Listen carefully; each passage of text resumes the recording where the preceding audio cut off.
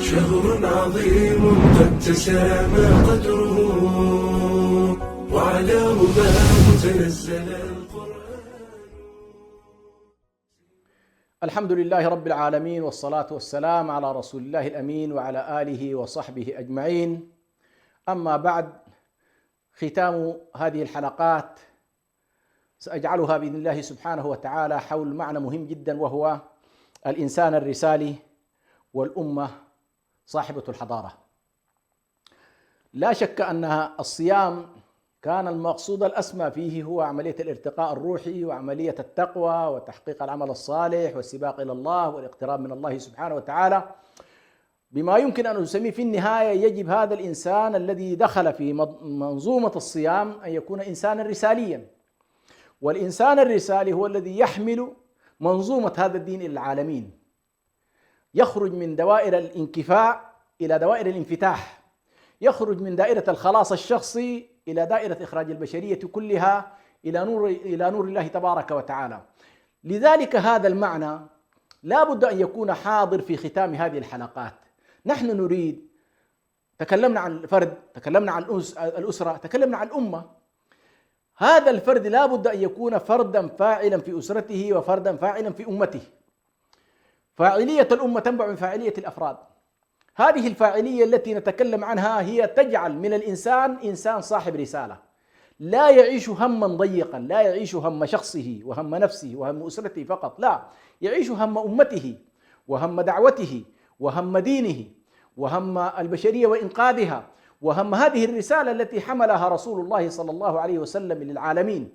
يقول الله سبحانه وتعالى: والعصر إن الإنسان لفي خسر إلا الذين آمنوا وعملوا الصالحات تواصوا بالحق تواصوا بالصبر. هذه السورة تحدد لنا المعالم الكبرى لهذا الإنسان الرسالي، فهو إنسان مؤمن بالله سبحانه وتعالى، عامل للصالحات، داعيا إلى الحق الذي آمن به، صابرا على اللأواء وعلى الصدمات وعلى الابتلاءات التي تقابله في طريقه إلى الله سبحانه وتعالى. هذا الإنسان الرسالي يصنعه رمضان. ولكن هذا الإنسان أيضا كما قلت عبارة عن ترس صغير يعمل في منظومة ضخمة جدا، هي منظومة الأمة. الأمة الرسالية، الأمة الحضارية، الأمة التي وصفها الله تبارك بأنها خير أمة أخرجت للناس. هذه الأمة اليوم أيها الإخوة أيها المسلمون، أمة الإسلام تنتظرها البشرية قاطبة. طبعا بعض الناس يتصور بأن والله هذه مثاليات هذا تعالي وهذا، لا، الأمر ليس كذلك. معاذ الله أن نكون من أهل التعالي أو أهل الطغيان أو أهل القطرسة على الناس أو أهل العلو على الأرض. الله عز وجل علمنا بقوله تبارك وتعالى يعني أن لا نكون من أهل العلو ولا نكون من أهل الفساد. تلك الدار الآخرة نجعلها للذين لا يريدون علوا في الأرض ولا فسادا. فالمسلم من رمضان لا يخرج هو صاحب علو ولا يخرج هو صاحب فساد.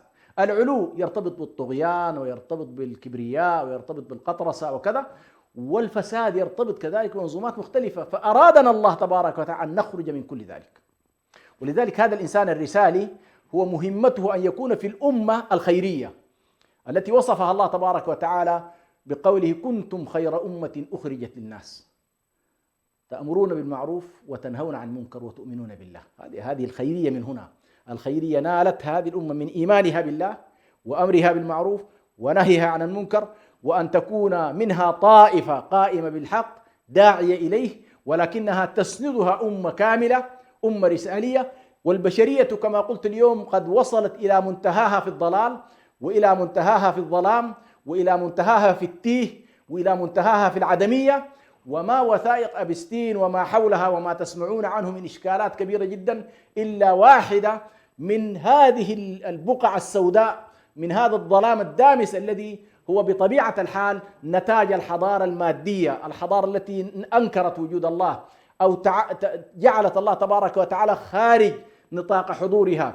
ليس لله تبارك وتعالى الدخل في حياتها، فالله عز وجل حتى عندما يقولون بوجوده لا يقولون بأمره ونهيه، إنما يقولون بخالقيته فقط. والله عز وجل يقول: ألا له الخلق والأمر. فأمة الإسلام تؤمن بأن الله الخالق وأن الله المدبر وأن الله المتصرف وأنه الرب وأنه الفاعل، ومع ذلك تقول له الأمر كذلك، فله الحاكمية في الخلق وله الحاكمية في الأمر والرسالات والتشريعات. فنحن اليوم ندعو البشرية كلها بإذن الله سبحانه وتعالى إلى هذا النور الذي بقي معنا في كتاب الله سبحانه وتعالى وسنة نبيه صلى الله عليه وسلم.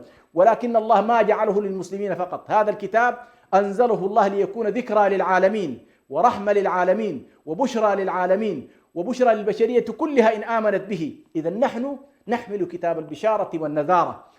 البشرية تنتظر اليوم ماذا لدينا، ورأينا حقيقة من خلال أحداث طوفان الأقصى، رأينا كيف أن السرديات الجاهلية تتساقط.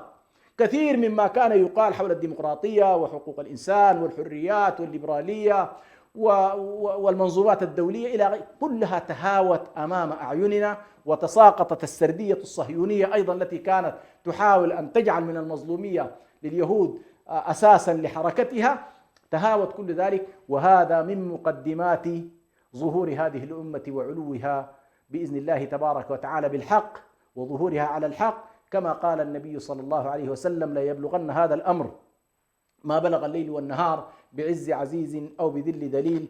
عزا يعز الله به الإسلام، وذلا يذل به الكفر. ويقول الله سبحانه وتعالى: هو الذي أرسل رسوله بالهدى ودين الحق ليظهره على الدين كله وكفى بالله شهيدا. فهذا الدين سيظهر، وهذا الدين سيبلغ إن شاء الله مداه. ويقول الله سبحانه وتعالى: وكذلك جعلناكم أمة وسطا لتكونوا شهداء على الناس ويكون الرسول عليكم شهيدا. وقضية الشهادة على الناس ليس أمرا عاديا. الشهادة على الناس هو أن تكون حاضرا ترى وتسمع وتشهد وتبين وكذا. فالله عز وجل أرادنا أن نكون شهداء. طبعا مفهوم الشهادة في القرآن الكريم وسنة النبي صلى الله عليه وسلم يرتبط بالفاعلية والحضور والبيان ونشر الدين وكذا، إلى أن يصل بالإنسان أن يكون مضحيا في سبيل هذا الدين بنفسه.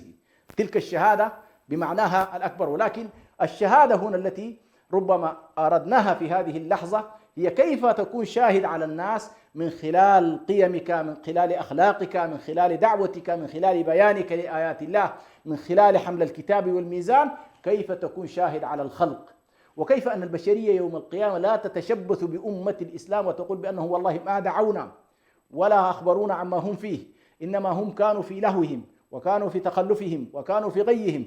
لا بد أن نبادر بإذن الله سبحانه وتعالى أن تكون هذه الأمة تخرج من دائرة الغثائية التي وصفها النبي صلى الله عليه وسلم عندما قال: تتداعى عليكم الأمم كما تداعى الأكلة إلى قصعتها. قالوا: أمن قلة نحن يومئذ يا رسول الله؟ قال: بل أنتم يومئذ كثير ولكنكم غثاء كغثاء السيل، ولا ينزعن الله المهابة من صدور عدوكم منكم ولا يغذفن في قلوبكم الوهن. قيل: ما الوهن يا رسول الله؟ قال: حب الدنيا وكراهية الموت. هذا الحديث يعبر عن خاصيتين أساسيتين في الأمة المتخلفة أمة الوهن، وهي قضية حب الدنيا وكراهية الموت.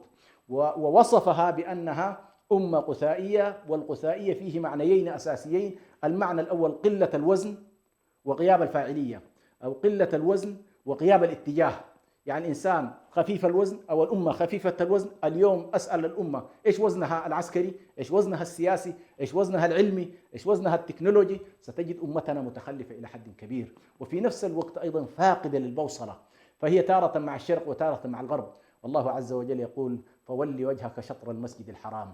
مركزية الدين ومركزية نزول الوحي ومركزية الكعبة ومركزية بيت القدس هي التي بإذن الله ستكون تنطلق منها هذه الأمة، وليست التبعية للغثائية العالمية، وليست التبعية لأعداء الله تبارك وتعالى.